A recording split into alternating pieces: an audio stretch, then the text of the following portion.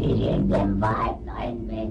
Ich trag dir die Rotznase noch so lang, bis es lebt wird. Saublöde Weib. Für uns gibt's kein Zurück. Nie! In alle Ewigkeit! अस्सलाम वालेकुम। हकीकी शैतानी कब्जे की खौफनाक कहानी। तसव्वुर करें कि आप एक ऐसे कमरे में हैं जहां कदम रखते ही हर तरफ खून ही खून नजर आता है, दीवारों पर, फर्श पर, लफ्ज़ी तौर पर और हर जगह। और इसी कमरे में आपको एक लड़की मिलती है जो अपने ही दांतों से अपने हाथों और पैरों को नोच रही है। इसके हाथों और होंठों से बेतहाशा खून बह रहा होता है। जैसे ही आप इसे देख रहे होते हैं, इसकी झुकी हुई नजर आप पर पड़ती है। आपकी सांसें तेज हो जाती हैं। आप इसके इस रवैये को समझने की कोशिश कर रहे होते हैं कि वो अचानक कमरे के एक कोने से उठकर आप पर हमला कर देती है। आप पीछे हटते हैं, लेकिन आपको एहसास होता है कि वो कमरा छोटा है। साथ ही आपको ये अदराक होता है कि ये कोई आम लड़की नहीं है, इसके अंदर कुछ शैतानी या फिर कुछ मावराए फितरत जरूर है। जो आपने अभी तसव्वुर किया वो सिर्फ शुरुआत थी। और हाँ, ये कोई तसव्वुर नहीं बल्कि एक हकीकी वाकया है जो जर्मनी की एक लड़की के साथ पेश आया। ये कहानी है एनेलिस मिशेल की। एनेलिस मिशेल एक जर्मन कैथोलिक लड़की थी जो फितरत से बहुत पुरसकून और मोदबाना थी।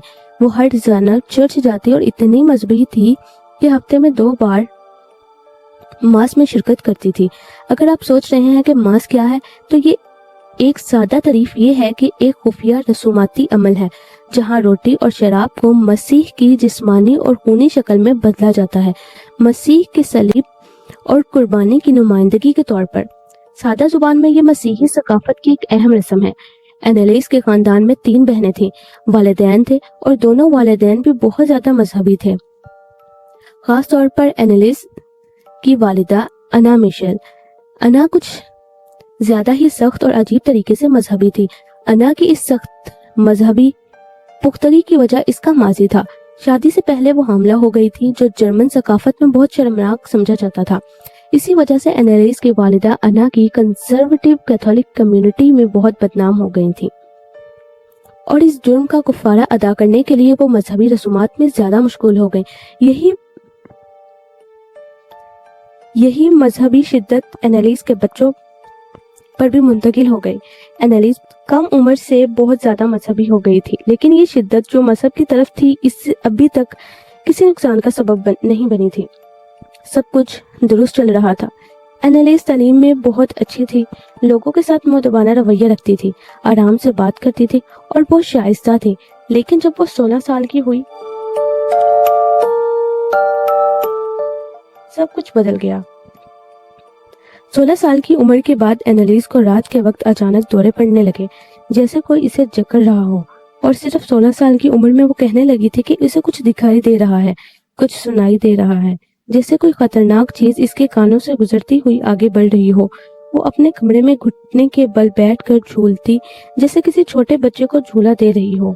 एनेलिस के वालिदैन ने इसे अकेले इस हालत में देखकर खौफ महसूस करना शुरू कर दिया। 1969 में इसे वॉल्सबर्ग के नफ्सियाती अस्पताल ले जाया गया, जहां डॉक्टर ने इसे टेम्पोरल लोब एपिलेप्सी यानी मिर्गी का मरीज जताया और घर भेज दिया। लेकिन 1970 तक एनेलिस के दौरे और हेलुसिनेशंस शदीद हो गई थी। वो जमीन पर मौजूद हर चीज खाने लगी, यहाँ तक कि कीड़े, मकड़ियाँ, चिमनी की राख और यहाँ तक कि अपना पेशाब भी पीने लगी। एनेलिस ने अपने जिस्म पर जख्म बनाना शुरू कर दिए, खून आने पर खुद इसका चाटना। एनेलिस इतनी ज्यादा मजहबी भी थी, लेकिन अब चर्च जाना या किसी मजहबी अमल में शामिल होना इसे खौफजदा करने लगा। वो कहती थी जैसे ही चर्च जाने की कोशिश करती है, कोई चीज इसे रोकती है, पूरे जिस्म को रोक लेती है। और साथ ही वो खौफनाक आवाजें सुनने लगती है जो इसे कहती थी, तुम बेवकूफ हो, तुम कुछ नहीं जानती। 1973 में एनेलिस के वालिदैन ने पहली बार मजहबी मुदाखलत की कोशिश की, क्योंकि इन्हें यकीन हो गया था ये लड़की आम नहीं है। उन्होंने मुख्तलिफ पादरियों के साथ जाकर मदद तलब की, लेकिन कोई भी पादरी इसे एक्सोर्सिज्म के लिए तैयार नहीं था। 1955 में फादर आर्म्ड खुद एनेलिस से मुलाकात करने आए اور تصدیق کی کہ لڑکی بیمار نہیں بلکہ کسی طاقتور توانائی کے زیر اثر ہے۔ اس کے بعد اینالیز کے لیے بڑی تعداد میں ایکسورسزم شروع ہوا۔ 24 ستمبر 1975 کو اس کا پہلا ایکسورسزم ہوا۔ والدین اور 2 پادری کمرے میں موجود تھے اور اینالیز بیڈ پر پڑی تھی۔ اس نے انسانوں کی طرح چیخنا اور گڑانا شروع کر دیا۔ اس نے اپنے بال کھینچنا اور جسم پر کاٹنے کا عمل شروع کر دیا۔ اس کے جسم پر جب بھی ہولی واٹر ڈالا گیا وہ انسانی آواز میں چیختی اور گالیاں دیتی۔ پادریوں کے لیے یہ ناقابل یقین تھا۔ اینالیز کے اندر یہ آوازیں مسلسل آتی رہیں اور اس کی قوت اتنی بڑھ گئی کہ 4 پادری بھی اس پر قابو نہ پا سکے۔ اینالیز کے پہلے ایکسورسزم کے دوران اس نے کہا I have to die for the wayward youth and the apostate priest for the modern church۔ اس کے بعد اس کے پیٹ سے مختلف آواز ایک ساتھ چیخیں۔ پادریوں نے سمجھا کہ اینالیز کے اندر متعدد شیطانی قوتیں موجود ہیں۔ اینالیز نے اپنے اندر 6 شیطانوں کی شناخت کی: Lucifer, Hitler, Judas, Cain, Nero اور Flashman. The audio recordings of Annalise Michel's exorcisms capture the intense and disturbing events of those sessions. A total of 42 audio recordings were made, primarily by exorcists and the alleged demons. Dann bist du überhaupt hier. Ich verspreche das so, dass ich in dem Wald rein bin. Ich trag dir die Rotznase noch so lang, bis es lebt wird. Diese Blöderei. Es geht kein zurück. Sie in alle Ewigkeit. Sag mir den Namen.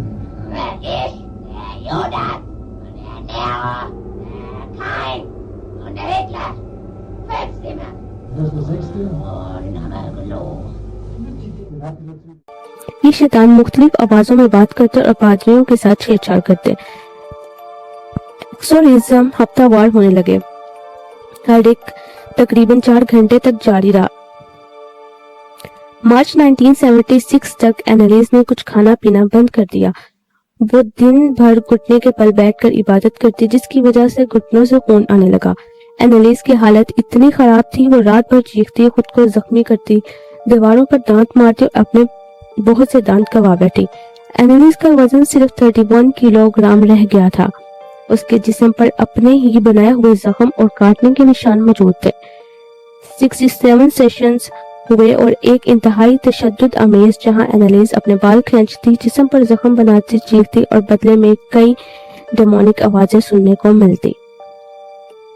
اینالیز Michel کے آخری ایکسورسزم session جون 1975 سے شروع ہوئے اور اگلے 1 سال تک جاری رہے۔ ان سیشنز میں فادر آنٹ الٹ اور دیگر پادری اس کے کمرے میں آتے اور مخصوص دعاؤں اور رسومات کے ذریعے شیطانی قبضے کو ختم کرنے کی کوشش کرتے۔ اینالیز ہر سیشن میں انتہائی تشدد اور درد برداشت کرتی تھی۔ وہ چیختی، اپنی کان نوچتی، بال کھینچتی اور اپنے جسم پر زخم کرتی۔ اس دوران وہ آوازیں نکالتی جو انسانی نہیں لگتی تھی بلکہ ایک یا کئی ڈیمونک حصے کی طرح محسوس ہوتی۔ وہ پادریوں سے لڑتی، فرش اور فرنیچر پر پڑتی اور کئی بار سیشنز میں پانی، نمک اور دیگر مذہبی اوزار استعمال کیے گئے۔ اینالیز کے جسم پر زخم اور خراشیں اس قدر شدید تھی کہ بعض پادریوں کو خوف تھا کہ وہ زندہ رہے گی یا نہیں۔ ہر ایکسورسزم کے بعد اس کا وزن مزید کم ہو گیا، کھانے پینے سے انکار بڑھتا اور جسمانی کمزوری شدید ہو جاتی۔ جولائی 1976 میں اینالیز صرف 23 سال کی عمر میں زندگی کی آخری سانس لے گئی۔ اس کی موت کی رپورٹ میں کہا گیا کہ غذائی قلت، شدید کمزوری اور جسمانی زخم اس کی موت کی بنیادی وجوہات تھے۔ اینالیز کی موت نے پورے یورپ کو ہلا دیا۔ اس کا اسکیلیٹن جسم صرف 31 کلو گرام کا تھا۔ عدالت نے اینالیز کے والدین اور پادریوں کو قصوروار ٹھہرایا۔ اس وقت اس کے والدین انا، ہانس میشل اور فادر آلٹ کو عدالتی طور پر قصوروار ٹھہرایا گیا کیونکہ سیشنز کے دوران لڑکی کی حالت مزید خراب ہو گئی تھی اور موت واقع ہو گئی۔ عدالت میں بحث یہ تھی کہ اینالیز واقعہ شیطانی قبضے میں تھی یا یہ ایک شدید نفسیاتی اور طبعی مسئلہ تھا۔ ماہرین نفسیات نے کہا ہے کہ اینالیس کو مرگی ٹیمپورل لوب ایپیلیپسی اور شدید نفسیاتی عوارض تھے جن میں ہیلوسینیشنز اور خود نقصان پہنچانے کا رجحان شامل تھا۔ ان کا کہنا تھا کہ ایکسورسزم کے دوران اس کی موت اس کی جسمانی اور ذہنی کمزوری کی وجہ سے ہوئی، نہ کہ کسی حقیقی ڈیمونک کی وجہ سے۔